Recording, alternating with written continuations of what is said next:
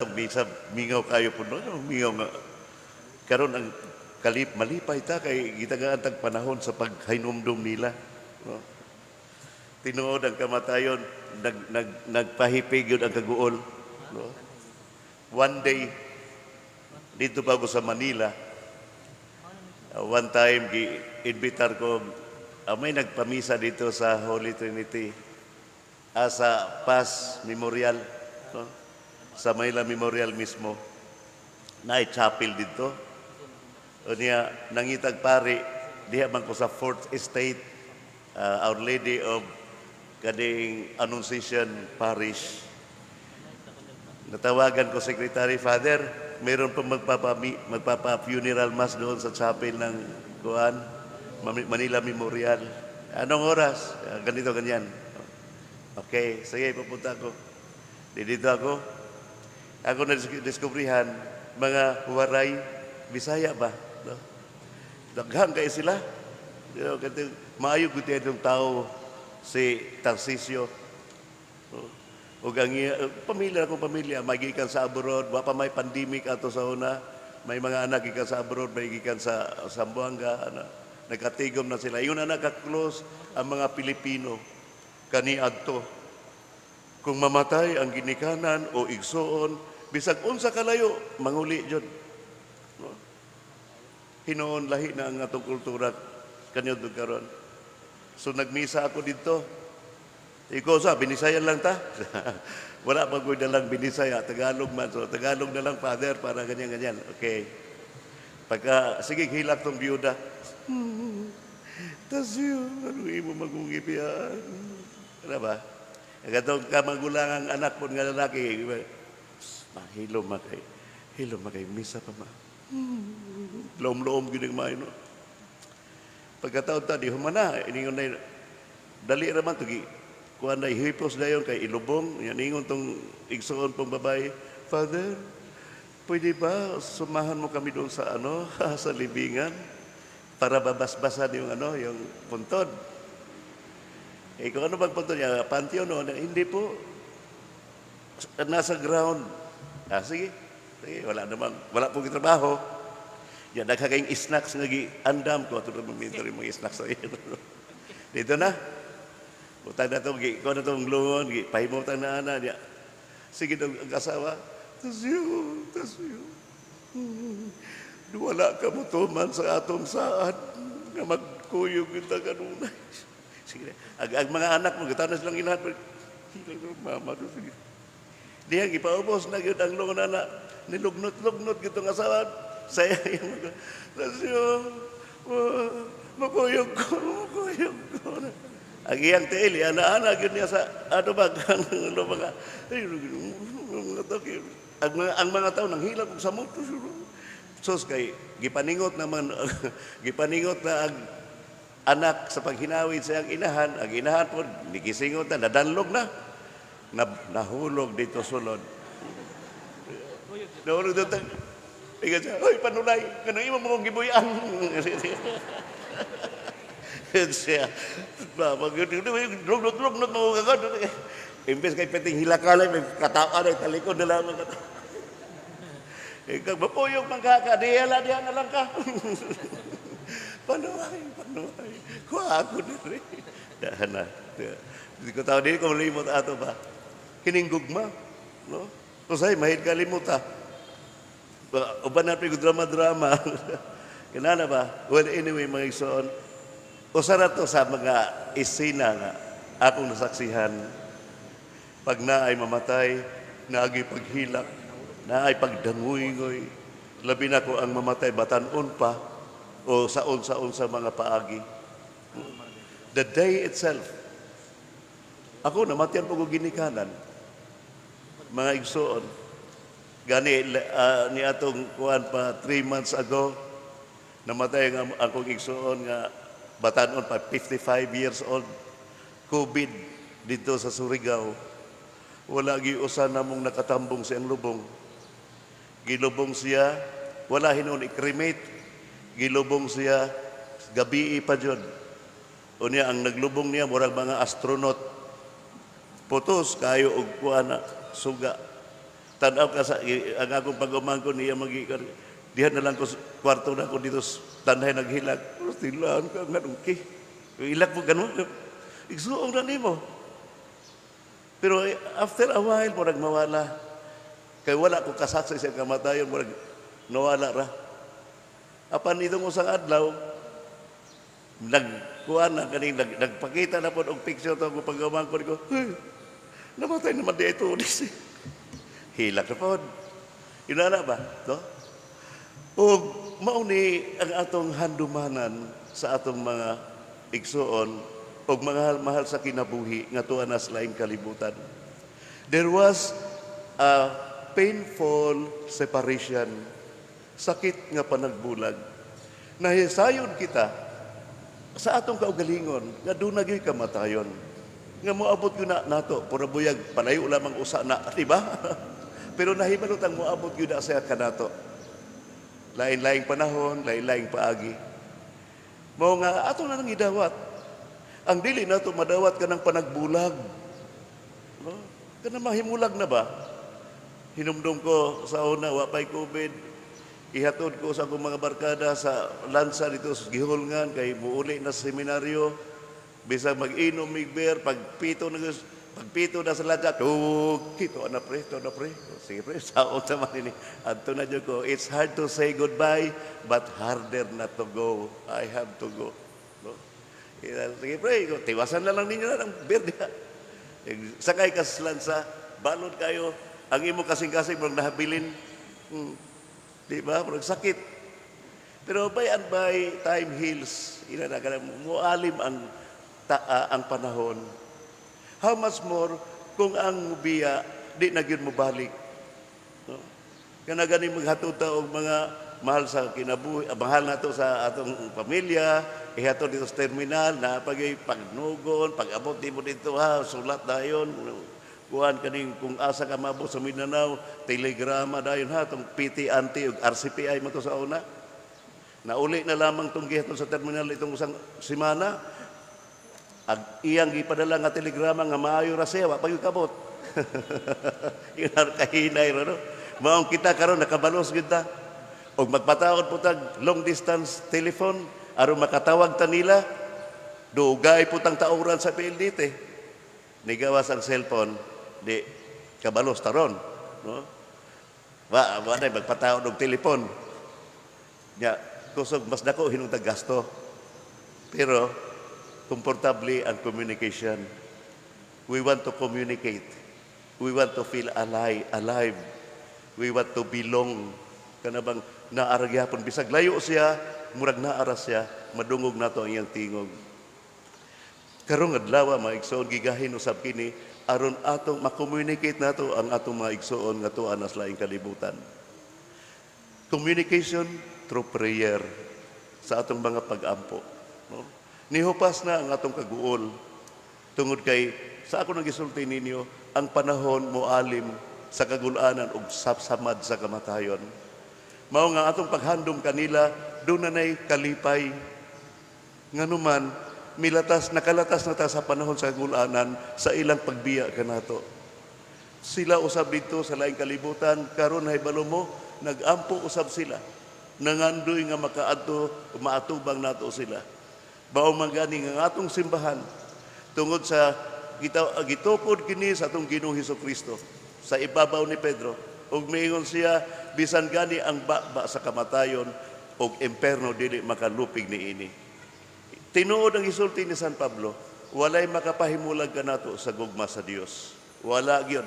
Bisan ang mga anghel, bisan ang makagahuman sa langit o kagahuman ilalom sa yuta.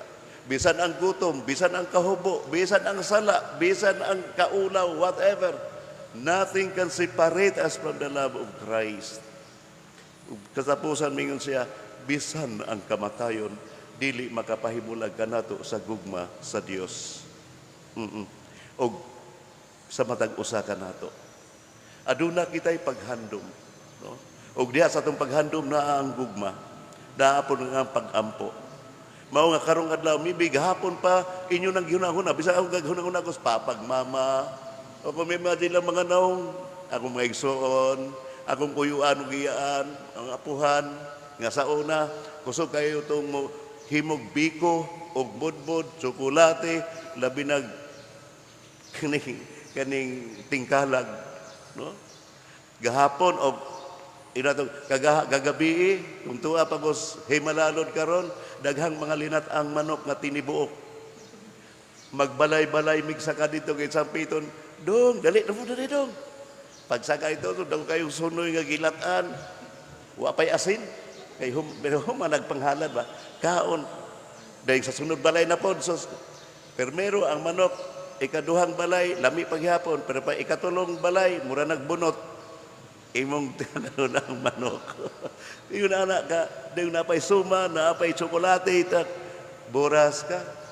Dahil yung pag-atos meteryo, karong adlaw, ang atong meteryo, mangukoy mi dito sa lubnganan sa mga insik. Kay tuway daghang white rabbit, champoy, tanan, kuha po dito, buhotin sa ilang ipamutang, kano mo na mo, no? Sadya, no? Sadya ang kining adlaw sa mga lugar. Mao nga, ang atong paghandom kanila, kinahanglan dunay kalipay. At least we are given a chance to remember them because they are always with us. Naarag yun siya sa atong kasing-kasing. Walay makapahimulag ka nato, gikan kanila. Bisan kung tuwa na sila sa laing kalibutan. O ang pinakadakong puntos din higayon, sa atong paghandom kanila, una ang pag-ampo alang sa ilang kalinaw, sa pagpahulay, tungod lagi kay dunay, ang atong maisbisan kita gani, kung mamatay na amang kita mga sala. O ang atong mga sala, may maghatag ka natong kahasol sa atong mga kalag. Ilabi na kung nakabuhat kitag inhostesya sa ubang mga tao. Maumangganing ang ubang mga sa una akong mama, makabuhi ganitong bigal, o niya, naguyod atong pising nga naay kahoy nga, kuhan, magtagal-tal diyas, dalan nila, Isus, na ano po'y gikundinar nga kalag. Labi na kung ang guyoron sa baboy, kadina, hadlong lagi kundinar. Ganun ikundinar magunama, ay makasasala na mga kalaga, mo nang di malima. Maudi ay natay pag-ampo, di ba? Kitang ang atong relihiyong Romano-Katoliko, bisan ang mga Muslim, bisan ang mga insek, bisan ang ubang mga relihiyon na kadaig nato, niining atong rito sa paghandom o sa pagpahiluna sa atong mga mahal sa kinabuhi diya sa kamatayon. Una, duna kita siyam kaadlaw nga pagnobina. Lami itong, ako kay karaan magong tao, lami, ganahan ko maminaw atong nobina kaniadto nga alabado, no? Napay sa langog among gipuy-an, imo kaming panabangan, nabanin. Karon murag laktod mo na. Gilaktod-laktod na. Dayong human, mahinumdum ko atong naay mamatay, hapit na mahuman ni pangadji, manuol na itong mga bugoy, o kanima kay ang painit ba? Kape, biskotso, nakabantay man ani ang manalabtan sa ikatulong adlaw na. Ito Maria Prosimax, konsibeda, o karon magampo kita usa ka gatos ka mahanamo, usa ka gatos ka maghimaya ka Maria. Mahanamo, iyon ito mga bugoy, kadugay ng mahuman. Bugdong kape. Pero dili gud hotod dong. Tulo rod ka mahanamo, tulo ka maghimaya ra Maria og Gloria Patre. Iyar to giingon mga bugoy kay mura giat nga ning kuan painit, no? So anyway, it is a funny thing. Pero sa siyam ka adlaw nga pagnovena, ang namatyan murag mugaan-gaan na ang iyang kaguol nga nawala o namatay siya. Labi na kung nalubong na, no? At least ang atong mga pag-ampo, ipahungaw sa pag-ampo ang gugma, panamilitanan. Human sa siyam ka adlaw, kumbera, no? Tapos ang pangadyi, dahil magsugo na po og 40 diyas. No? Unsa may buhaton sa 40 diyas, mamalandong, no? Kay kanang 40 diyas, mao atong paghandom kang Hesus dito sa Kamingawan. 40 days in the desert, nagampo siya og nagpuasa aron mulig-on ang iyang pagigharong kang Satanas. Ang 40 days po nagihatag kanato sa simbahan, human sa siyam ka adlaw nga nobina, aron mulig-on kita pagbalik. Tungod kay naluya kita sa kamatayon sa atong mahal sa kinabuhi.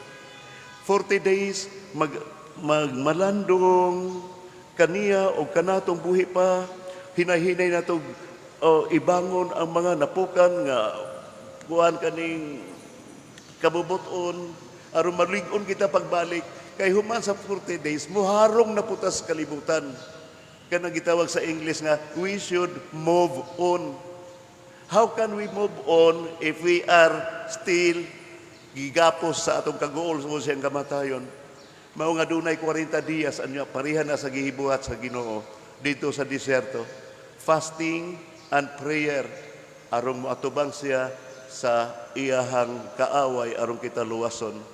The same yung nanapod ang prinsipyo aron moatubang kita sa kalibutan ug mopadayon sa atong adlaw-adlaw nga paningkamot sa panginabuhi. Pagkahuman sa 40 dias na napoy kombera, di ba? Dayong musugod na po tag usa ka tuig ato na po gitan-awang hubkas. Abot ang mga batanon ini na nahibalo pa ba mo ini, no? Hubkas. Sa una, usa ka tuig yun, magsulob og itom ang mga namatyan, magbutang pog itom nga panapton dias bintana dapit, bulahan ang masilingan o mga laing tao nga mulabay, mahibalo nga naibag-ong namatay diha, og manguros, og magbagulbol, og mga pag-ampo nga malangit o tato siya. Di ba? Karon wa na ka, di nakakita og nag-itom. No? Mura lang mga insect, iba puti na yun, wala hibalog, namatyan ba o wala? Pag abot sa tangkod yun nga 1 year, hubkas, ihaw na pong baboy, mga ligo sa dagat. Dayong hukaso na tong, muring hubkas, no? Hukas na sa itom nga bisti, hukaso na ang kagulanan, tanan, and then we will resume our natural life. Happiness, all these things. Mao nga ang ubang mga relihiyon na kaingon, pastilan, ang ilang gugma, dili matapos sa kamatayon. Ang ilang paghandom, gani kita natay tuig-tuig nga paghandom kanila karon. Adlawa, gigahin kini alang kanila. Unsay atong buhaton, sa una magdala kay mga bulag o mga kandila, gani ang uban magdala pa gyud og kulapo, tuba, bahal, tostos, lekin, kay kadtong namatay lagi sa una, kugihan man to mo inom og tuba, bahal. Uta nang mo inom bagyo ng kalag-ana, ma? Dili mo inom. Simhot ra. Simhot na lang siya kay uta na kalag naman. Pero it was done with love. Maubang ko na iyang paborito sa una. Ato po nagtagaan siya. No? Nindot kayong paminahon. Di ba? So, it is a happy event. And then, ikaduhang, importanteng butang ato makita ining paghandom kanila. Sa wala pa'y pandemya, dunay reunion ang pamilya. Ang mga mobitaw, mga terminal, sa wala pa ning kuan, wala pa ning pandemya, maglisod ang mga bus terminal pag-accommodate sa mga pasahero, kay mauli yun, kay managkot sa menteryo sa ilang mga mahal sa kinabuhi. Bisan gani karon maong gihingusgan, ayaw na magpang... Giguba ang mga bunagin mo naas gobyerno ang naguba ining tanan. Halos dili mahuman. Human na lang ng pizza 1 o pizza 2 sa Nobyembre, naghan paghapong nas terminal kay mauli jud kay managkot. A reunion of the family, reunion of love, reunion of faith, no? Iyon ana. Tungod sa dagan ining atong kinabuhi maigsuon, nag-erode siya. Kunang nagkahupas na. Labi na karong pandemya, muadto akong himalalod kay managkot dito, ang akong pag-umangkon mingon, Kol, ayaw lang ko sa ari din Kol kay una naanay mga tao dito sa cemetery niya, giihap raman og pilay pasudlon. Usay baka sulod ka kung anay mo gawas, nanog layo kayo ka linya man, di ay. Di lang, sa sunod na lang ta. Yun na ba? Sa una pastilan ang kasadya. Buhi kayo ang atong pagtuo. Sama ni Marta, din sa atong ebanghelyo naghilag, Ginoo ko din ka pa lamang, dili yung mamatay ko igsuon. Ug ang Ginoo mingon, mabanhaw ang imong igsuon, Marta. Oo, naibalo ako mabanhaw sa pero sa katapusang adlaw pa. Nasayod ko nga ikaw, mahatag ka nimo ang amahan bisag unsa imong pangayoon. Nangaliw po si Marta, please, under the lines ba, banhawa si Lazaro. No? Nakasabot ang Ginoo. Sa pag-ingon ni Marta, bisan karon muhatag ang Dios bisag unsa imong pangayoon. No? Ipasabot ni Marta, pangayoon nga mabuhi siya. Maong ningon ng Ginoo, Marta, ako ang pagkabanhaw ang kinabuhi. Ang tao nga nagtuo kanako bisan mamatay mabuhi. Ug ang tanang buhi nga nagtuo kanako dili gayud mamatay. No? Ang gipasabot ini sa Ginoo ang atong kalag will never die. Ningon si Marta, "Oo Ginoo, mito ako nga ikaw ang Mesiyas, ang anak sa Dios nga buhi." Sa pagsulti niini ni Marta, malana ang luha sa iyang mga mata. Kay nakuhaan ang iyang kaguol tungod sa paglaom sa pagkabanhaw ni Lazaro. Apan tungod kay naghilak man siya, ang kaluoy ni Kristo wala niyang kapugi. Kung atong i-fast forward ang atong ebanghelyo karon, ningon siya, hain man ninyo sa ilubong, kay suod sila man naghigala. Ug ningon dali, Ginoo tanawa. Pag-abot nila dito sa lubnganan, oy modesty aside, nakaadto pagos gilubngan ni Lazaro. Banabuntod na siya, ang mga tao diri kay kada adlaw na may mga pilgrims, na apoy mga tourists nga mokudak dito. Musakas mo ang by the number, dili tanan, no? Kuan ko ara grupo-grupo. Pag-abot dito pultahan, langob, na ay bato dito, giligid na sa daan. Kay ang mga tourists o mga pilgrimage, musulod man. Musulod ka ditong pila kalakang o may hagdan, paingo sa ubos. No? Hantod nga dito yung sa chamber, bugnaw na kamig na kayo og imong paminaw dito. No? Pero dili baho. No? Dili baho ang place. Nga sa, this is where the body of Lazaro was laid. Dinhi. Kudak na yun, kudak. San Lazaro, kaluyan. Kanto kag hulila, no? So, mao to iadto sa Ginoo. Apan si Jesus wala mo sulod. Diha ra sa ganghaan. Og gitawag niya, Lazaro, gula ngari. Nigawa si Lazaro. Labihang panagan ang sa ubang mga Hudiyo. First time siya nakakita og nabanhaw. Maybe ang nagpabilin dito, sila Pedro, San Andres, atong patron, Santiago, Apostol, si Maria, o si Marta, ang nakabilin. Ug ningon na Ginoo, badbarin ninyo og palakta, gibanhaw niya sa Lazaro. Mga igsoon, bisan sa unang pagbasa, gipadayag na kanato sa karaang panahon nga may mga tao na nga mituo nga mabanhaw ang mga minatay. Sa atong ikaduhang libro ni Judas Maccabeus, ang istorya ni ini, si Judas na tao sa Jerusalem.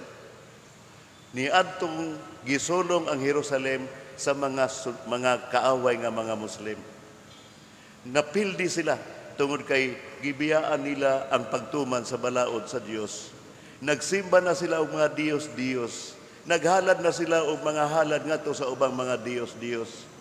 Nasuko ang Ginoo, mao nga gipasulong niya ang kaaway ug iyang gihatag ang iyang katawhan ngadto sa kapildihan.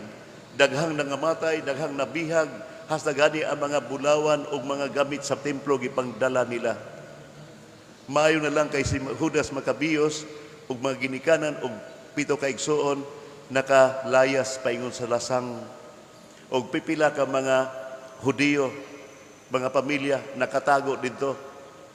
Kay gigwardyahan man ang Jerusalem nga napukan sa ilang mga kaaway. Hinay-hinay ni Judas sa pagtukod ang iyang mga sundalo.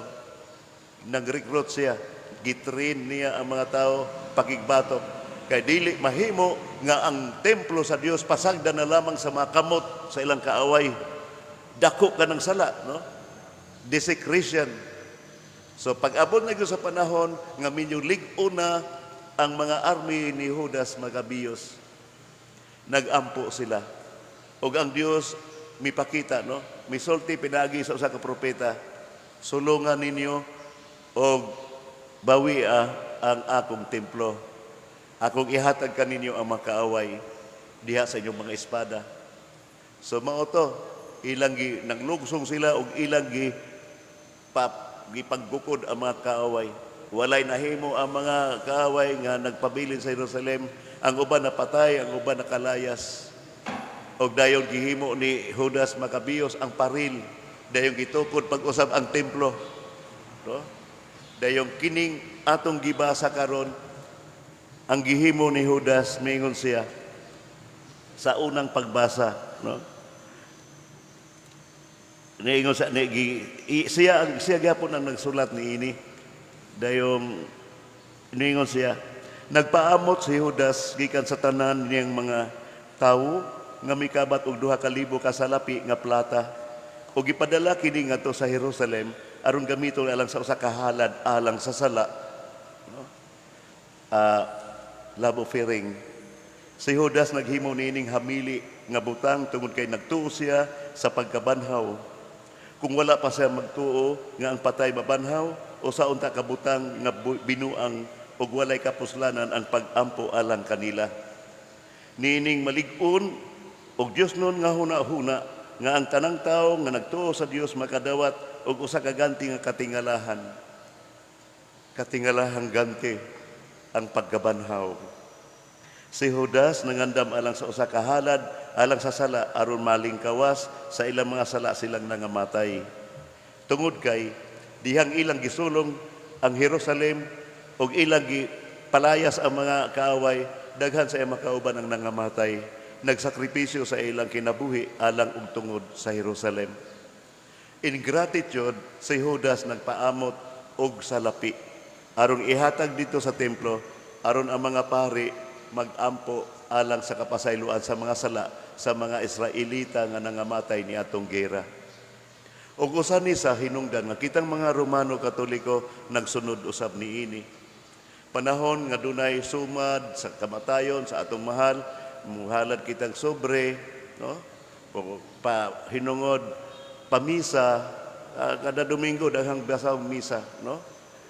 Mo ana dinhi sa atong komedya, dinhi sa atong unang pagbasa ni kabat og 300 pila to 1,000, no? Nga plata. Gikwenta jud sa ato pa kinahanglan conscious pud ta. Kung magpamisa kag napulo ka kalag, dako-dako pud og hatag. Ngano man mahal na biya ang krudo o gasolina karon. Kung naipulo ka kalag unya 20 pesos ay imong ihatag, kutob na sa uyok sa lubi ang ilang biyahe. No? Di ba? Komedya na ingon sa kapari ka. Pero kung nahigugma jud ka sa imong hanggihandom o giampuan, dako-dako apon ang amot aron makaabot gyud sa langit. Ang ipasabot ana dili gyud sa lapi, kundi ang tinuon nga pag-ampo. Sa pagbadayon nato sa itong misa mga igsoon, kining adlaw malipayon na alang natong tanan. Kay sila nga namahulay na sa kamatayon, wala na'y kaguol. Ang mga nangamatay tungod sa sakit, wala na sila'y balatian karon. Ang nangamatay tungod sa gutom, dili na sila gutomon ug uhawon karon. Dili na sila mabalaka unsa ilang isulob. Dili na sila mabalaka kung sawayon ang ilang naong kay ang naong nga nahibat ining kalibutana nadugta na sa yuta. Ang atong makalag nga larawan sa Dios ang magpabilin. But we will hope sa katapusang panahon, banhawon tang tanan sa Ginoo. Mubalik kanato ang atong mga lawas ug mubalik ang atong kalag maghiusa siya. Apan dili na ni atong mga itsura. Ang lawas nga mabanhaw wala nay sala, mao nga beautiful, no? Mahimayaon ang atong mga naong. And then we will be carried up to heaven. Nauna kanato ang mga santo nga atong gihandom kagahapon, misunod ang atong maigsoon nga atong giampo karon, kay nga atong mga pag-ampo makahinlo man pud sila mga sala. Og puhon inigabot sa panahon, mosunod usab kita kanila kung tawgo na kita sa Dios. Hinaut unta nga makaabit kita anong pagabanhaw nga atong gilauman alang sa mga igsoon atong gihandom. God is good all the time.